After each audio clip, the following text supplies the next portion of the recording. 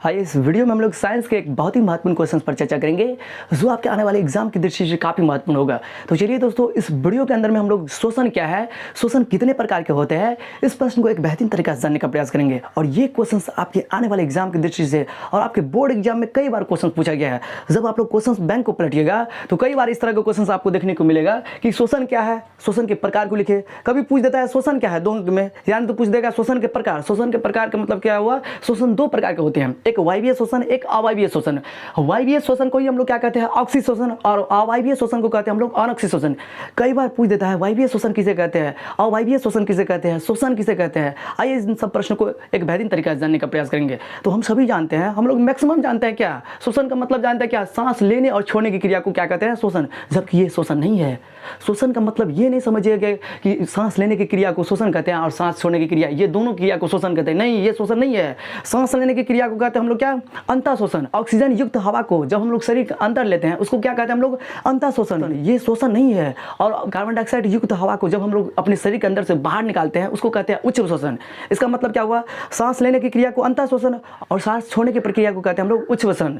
समझ गए ना। तो इसका मतलब ये नहीं समझिएगा कि सांस लेने और छोड़ने की क्रिया को कहते हैं हम लोग क्या, शोषण। ये शोषण नहीं है। तो है शोषण क्या है, जैसा कि हम सभी जानते हैं कि कोई भी मनुष्य या धरती पर कोई भी जीव को कार्य करने के लिए किस चीज़ की आवश्यकता होती है, ऊर्जा की आवश्यकता होती है। चाहे खेलने, बैठने, सोने, यहाँ तक कि हम लोग भोजन भी करते हैं ना, तो भोजन को करने के लिए भी काम करना पड़ता है, भोजन को उठाना पड़ता है ना। ये सारे काम को करने के लिए हम लोग को ऊर्जा की आवश्यकता होती है। तो ये ऊर्जा आता किस तरह से है, तो मम्मी पापा बोलते हैं ना सही समय पर भोजन किया करो। क्यों बोलते हैं, इसका मतलब भोजन में कुछ ना कुछ बात है, सच में बात है।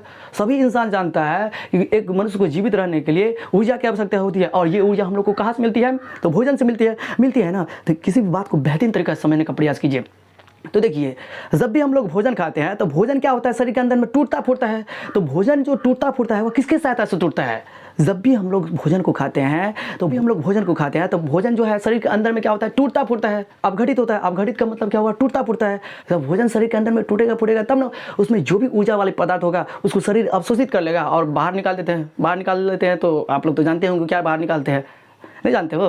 तो इसका मतलब क्या हुआ, हम सभी को जीवित रहने के लिए ऊर्जा की आवश्यकता होती है। ये ऊर्जा हम लोग को भोजन से मिलती है। तो भोजन से मिलती है तो भोजन को तोड़ने का काम कौन करता है, देखो भोजन तो हम लोग ले लिए, भोजन को तोड़ने का काम कौन करता है, तो वो ये ऑक्सीजन।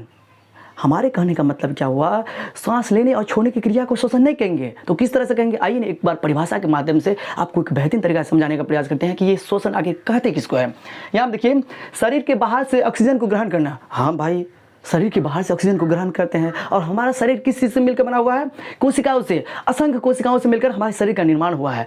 जिस तरह से एक घर को निर्माण करने के लिए छोटे छोटे ईंटों की आवश्यकता होती है, छोटे छोटे ईंटों की आवश्यकता होती है, ठीक उसी तरह से हमारे शरीर का निर्माण हुआ है छोटे छोटे असंख्य कोशिकाओं से। जिस तरह से एक घर का निर्माण हुआ है ईंटों की सहायता से, ठीक उसी तरह से पूरे शरीर का, बॉडी का निर्माण हुआ है कोशिकाओं की सहायता से। हम सभी जानते हैं सांस लेते हैं कहाँ से, शरीर के बाहर से ना सांस लेते हैं, और कोशिकीय आवश्यकता के अनुसार, क्योंकि हमारा शरीर किस चीज़ से मिलकर बना हुआ है, तो कोशिका से मिलकर बना हुआ है। तो जब कोशिका से मिलकर बना हुआ है तो कोशिकीय आवश्यकता के अनुसार हमारे शरीर जिस अनुसार से उस चीज को उपयोग करने के लिए जाएगा उसी के अनुसार से ना।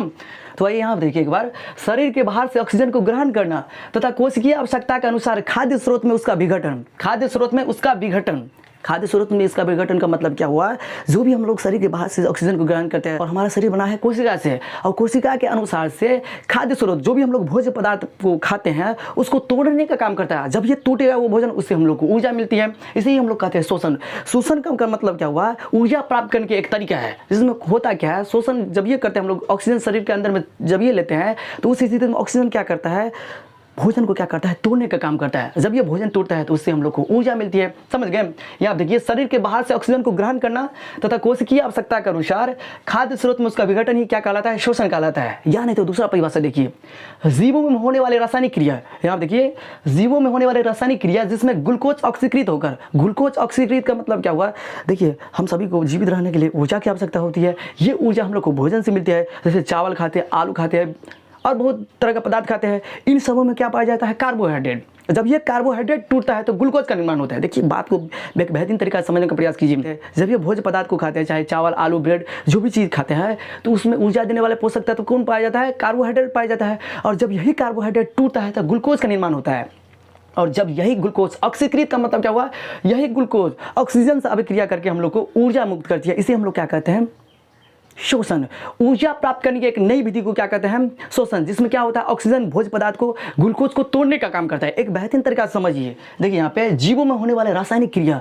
रासायनिक क्रिया किसे कहेंगे? रासायनिक क्रिया का मतलब होता है जहाँ पे कुछ ना कुछ नया बात हो, जहाँ पे कुछ ना कुछ नया पदार्थ का निर्माण हो, उसे ही हम लोग कहते हैं रासायनिक क्रिया। भाई शोषण में रासायनिक क्रिया क्या होता है? शोषण जब भी हम लोग कहते हैं तो उस स्थिति में क्या बनता है? ऊर्जा बनता है।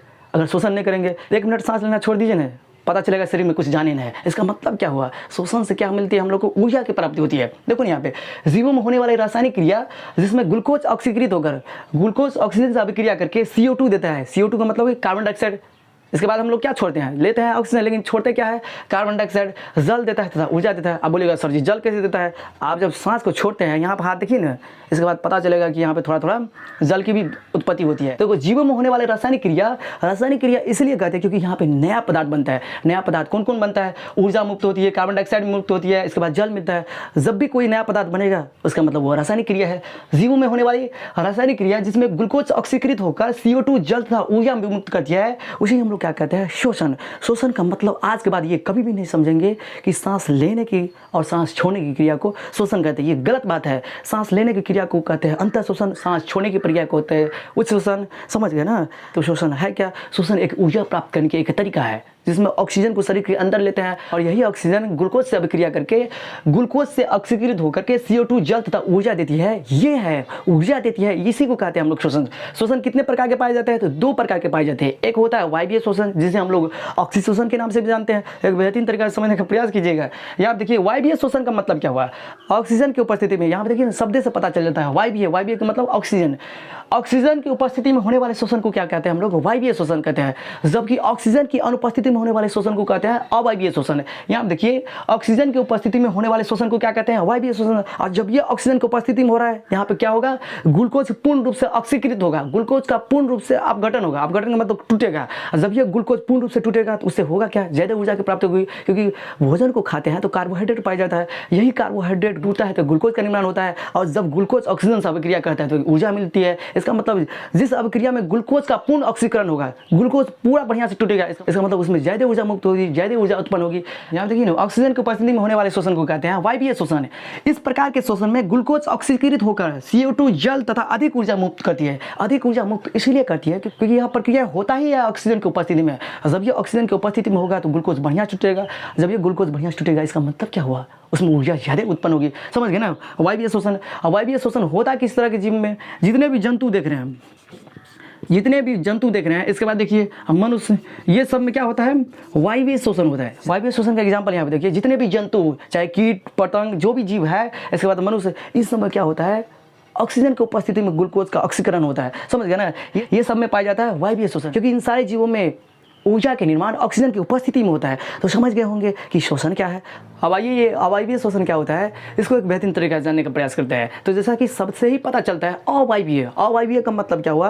वैसा शोषण जो ऑक्सीजन की अनुपस्थिति में हो। एक बार परिभाषा देख लीजिए ना, ऑक्सीजन की अनुपस्थिति में होने वाले शोषण को क्या कहते हैं? अनक्षी शोषण या अवायवीय शोषण। अवायवीय का मतलब क्या हुआ? वैसा शोषण जो ऑक्सीजन की अनुपस्थिति में होता हो, उसे ही हम लोग कहते हैं अवायवीय। यानी तो इसी को दूसरे रूप में कहते हैं हम लोग क्या? अनक्षी शोषण। अनक्षी या अवायवीय बात एक ही है। ऑक्सीजन की अनुपस्थिति में होने वाले शोषण को क्या कहते हैं? अवायवीय शोषण।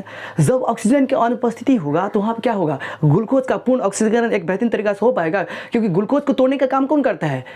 ग्लूकोज को तोड़ने का काम करता है ऑक्सीजन। जब ऑक्सीजन का अभाव रहेगा तो उस स्थिति में क्या होगा? ग्लूकोज पूर्ण रूप से अपघटित नहीं होगा तो, लेकिन ग्लूकोज का पूर्ण रूप से एक बेहतरीन तरीका से, जिस तरह से ऑक्सीजन की उपस्थिति में ग्लूकोज का पूर्ण ऑक्सीकरण हो रहा था, इस कारण से जब ये ग्लूकोज का ज्यादा ऑक्सीकरण पूर्ण रूप से अपघटित हो रहा था, उसी स्थिति में वहाँ पे ऊर्जा की प्राप्ति ज्यादा हो रही थी, ऊर्जा ज्यादा उत्पन्न हो रहा था। ठीक उसी तरह से यहाँ से तो प्रक्रिया नहीं होगा उसी तरह का, क्योंकि यहाँ पे जो प्रक्रिया हो रही है वह ऑक्सीजन की अनुपस्थिति में हो रहा है। जब ऑक्सीजन की अनुपस्थिति में होगा तो वहाँ पे क्या होगा? ग्लूकोज का पूर्ण रूप से अपघटन नहीं होगा, ग्लूकोज बढ़िया तरीका से नहीं टूटेगा। जब ग्लूकोज बढ़िया तरीका से नहीं टूटेगा तो क्या ऊर्जा ज़्यादा प्राप्त होगा? ऊर्जा की प्राप्ति ज़्यादा होगी, ऊर्जा ज़्यादा उत्पन्न होगा? नहीं ना होगा। एक बार परिभाषा को देख लीजिए ना, आपको 100% है कि एक बेहतरीन तरीके से समझ में आ जाएगा कि अवायवीय शोषण कहते किसको है। ऑक्सीजन की अनुपस्थिति में होने वाले शोषण को अनक्षी शोषण कहते हैं। इस प्रकार के शोषण में ग्लूकोज इथाइल अल्कोहल तथा CO2 में टूटता है। ऑक्सीजन की अनुपस्थिति में जब ग्लूकोज इथाइल अल्कोहल तथा CO2 में टूटता है, इसी को हम लोग क्या कहते हैं, अवायवीय शोषण। यहाँ आप देखिए, ऑक्सीजन की अनुपस्थिति में होने वाले शोषण को अनॉक्सिक शोषण कहते हैं। इस प्रकार के शोषण में ग्लूकोज क्या होता है, क्योंकि ऑक्सीजन की अनुपस्थिति में ग्लूकोज किस में टूट जाता है, इथाइल अल्कोहल तथा CO2 में टूटता है और कम ऊर्जा मुक्त होती है। कम ऊर्जा इसलिए मुक्त होती है क्योंकि यहाँ पर तो ऑक्सीजन की उपस्थिति नहीं है, ऑक्सीजन प्रेजेंस में नहीं है। जब ये ऑक्सीजन प्रेजेंस में नहीं रहेगा तो ग्लूकोज बढ़िया तरीका से टूटेगा नहीं। जब ये ग्लूकोज बढ़िया तरीका से टूटेगा नहीं, इसका मतलब वहाँ पर ऊर्जा कम मिलेगा लेकिन कम मिलेगा वायवीय शोषण की अपेक्षा में। जब आपको अवायवीय शोषण क्या है इसके बारे में पूछेगा तो इतना परिभाषा तो लिखना ही है, इसके साथ ही साथ आपको ये भी लिखना है। देखिए यहाँ पे ग्लूकोज ऑक्सीजन की अनुपस्थिति में, यहाँ देखिए ग्लूकोज को ऑक्सीजन के साथ अपक्रिया तो नहीं कराए हैं। ग्लूकोज ऑक्सीजन की अनुपस्थिति में इथाइल अल्कोहल का निर्माण करता है तथा CO2 तथा ऊर्जा देता है, लेकिन बहुत कम ऊर्जा देता है। ऊर्जा को हम लोग मापते हैं कैलोरी में। कैलोरी का मतलब CAL। यहाँ देखिए छोटी क्वेश्चन में दिए हैं CAL। ऊर्जा को किस रूप में मापते हैं हम लोग, कैलोरी में। यहाँ देखिए इस प्रकार के शोषण मुख्य रूप से सूक्ष्मजीव, इस प्रकार के शोषण, किस प्रकार के शोषण, जिस प्रकार के शोषण ऑक्सीजन के बगैर होता है उसे कहते हैं हम लोग अवायवीय शोषण। ये अवायवीय शोषण मुख्य रूप से होता है तो होता है किस जीव में, यहाँ देखिए इस प्रकार के शोषण मुख्य रूप से एक सूक्ष्मजीवों में होता है। जैसे यहाँ देखिए सूक्ष्मजीव में जैसे कि एंटेमीबा हो गया, गोलाकृमि हो गया तथा जीवाणु में होता है। कहेगा कि अवायवीय शोषण किस प्रकार के जीवों में होता है, तो अवायवीय शोषण मुख्य रूप से सूक्ष्मजीवों में होता है। जैसे कि एंटेमीबा हो गया, गोलाकृमि हो गया, जितने भी जीवाणु होता है इन सबों में किस प्रकार के शोषण पाया जाता है, तो अवायवीय शोषण। समझ गए होंगे। और यहाँ पे देखिए जब ये पूछेगा कि वायवीय शोषण किसे कहते हैं, तो ऑक्सीजन की उपस्थिति में होने वाले शोषण को वायवीय शोषण कहते हैं। इस प्रकार के शोषण में ग्लूकोज का पूर्ण ऑक्सीकरण होता है, जिसके कारण से हम लोग को ज्यादा ऊर्जा की प्राप्ति होती है। इसके साथ ही साथ आप लोगों को यह भी लिखना है, ग्लूकोज ऑक्सीजन से अभिक्रिया करके CO2 देता है, इसके बाद जल देता है, इसके बाद ऊर्जा देता है। और ऊर्जा देखो 674 कैलोरी, क्योंकि ऑक्सीजन की उपस्थिति में हो रहा है। और ऑक्सीजन की उपस्थिति में क्या होगा, ग्लूकोज पूर्ण रूप से टूटेगा। और जब ये पूर्ण रूप से टूटेगा तो ज़्यादा कैलोरी देगा ना, ज़्यादा ऊर्जा देगा। यहाँ देखिए सिर्फ 28 कैलोरी, यहाँ देखिए 674 कैलोरी। तो इस तरह से आप लोगों ने एक बेहतरीन तरीके से समझ गए होंगे ये शोषण क्या होता है और शोषण कितने प्रकार के होते हैं। तो आइए एक बार और एक बेहतरीन तरीके से शोषण क्या है इसको एक बेहतरीन तरीके से समझने का प्रयास करते हैं। तो शोषण का मतलब आज से कभी भी ये नहीं समझेंगे कि सांस लेने और छोड़ने की क्रिया को शोषण कहते हैं। ये शोषण नहीं है। तो ये है क्या, सांस लेने की क्रिया को कहते हैं अंतः शोषण और सांस छोड़ने की क्रिया को कहते हैं उच्च शोषण। शोषण क्या है, शोषण का मतलब क्या होता है, जब भी हम लोग भोज्य पदार्थ को शरीर के अंदर लेते हैं वो ऑक्सीजन की उपस्थिति में क्या होता है, टूटता है। और टूटता है तो एनर्जी मिलता है। इसी एनर्जी प्राप्त करने के एक तरीका को कहते हैं हम लोग शोषण। इसी को हम लोगों ने विज्ञान में किस तरह से परिभाषित किए हैं, शरीर के बाहर से ऑक्सीजन को ग्रहण करना तथा कोशिकीय आवश्यकता के अनुसार से उसका खाद्य स्रोत में विघटन करना ही शोषण कहलाता है। शोषण से हम लोग की किस चीज़ की प्राप्ति होती है, ऊर्जा मिलती है। और इसी ऊर्जा का उपयोग हम लोग अलग अलग काम करने के लिए करते हैं। समझ गए। शोषण दो प्रकार के होते हैं, वायवीय शोषण और अवायवीय शोषण। वायवीय शोषण जो ऑक्सीजन की उपस्थिति में होता है, और जब ये ऑक्सीजन की उपस्थिति में होगा उसमें ज़्यादा ऊर्जा की प्राप्ति होगी। अवायवीय शोषण जो ऑक्सीजन की अनुपस्थिति में होता है, जब ये ऑक्सीजन की अनुपस्थिति में होगा इसका मतलब इसमें ऊर्जा कम मिलेगा। और उसके बाद देखिए ये दोनों बात हम लोग लिख देंगे, ये अवायवीय शोषण में लिखेंगे और ये लिखेंगे वायवीय शोषण में। जितने भी पौधे होते हैं, पौधे और जितने भी जंतु होते हैं इन सबों में ऊर्जा किस रूप में मिलता है, ऑक्सीजन की उपस्थिति में। यानी कि जब ये कहेगा कि किस प्रकार के जीवों में वायवीय शोषण होता है, तो वायवीय शोषण जितने भी मनुष्य हो गया, जंतु हो गया, चाहे प्राणी, छोटे छोटे कीड़ा मकोड़ा, इन सब में क्या होता है, ऑक्सीजन लेता है। ऑक्सीजन लेने के बाद फिर क्या होता है, जो भी भोजन को खाया रहता है वो टूटता है और टूटने के बाद फिर हम लोग को ऊर्जा प्राप्त होती है। समझ गए ना। जितने भी पौधे हो गया, जंतु हो गया, इन सब में क्या पाया जाता है, तो वायवीय शोषण पाया जाता है। जितने भी सूक्ष्मजीव हो गए, चाहे एंटेमीबा हो, गोलाकृमि हो गया, चाहे सूक्ष्मजीव हो गया, जितने भी सूक्ष्मजीव होता है, जितने भी जीवाणु होता है, ये सब में क्या पाया जाता है, तो अवायवीय शोषण पाया जाता है। तो समझ गए हो। तो हम आशा करते हैं कि आप लोगों ने इस क्वेश्चन को एक बेहतरीन तरीके से समझ गए होंगे। तो चलिए दोस्तों, फिर मिलते हैं नए वीडियो में नए कंसेप्ट के साथ। तब तक के लिए हमें विदा दीजिए। जय हिंद, जय भारत। पढ़ते रहिए और एक बेहतरीन तरीके से किसी भी बात को समझिए। ये जो क्वेश्चन आप देख रहे हो एक बार नहीं, आप क्वेश्चन बैंक को पलटिए ना, क्वेश्चन बैंक को एक बार पलट के देखिए। वायवीय शोषण किसे कहते हैं, अवायवीय शोषण किसे कहते हैं, शोषण क्या है, शोषण कितने प्रकार के होते हैं।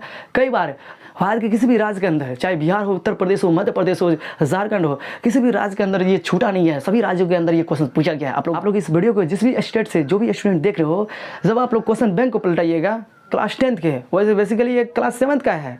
जब भी आप लोग क्लास 10th में जो भी स्टूडेंट पढ़ रहे हो, क्वेश्चन बैंक को एक बार पलट के देखिएगा तो आपको पता चलेगा कि कई बार ये इस तरह का क्वेश्चन पूछा गया है। तो चलिए दोस्तों, फिर मिलते हैं नेक्स्ट वीडियो में।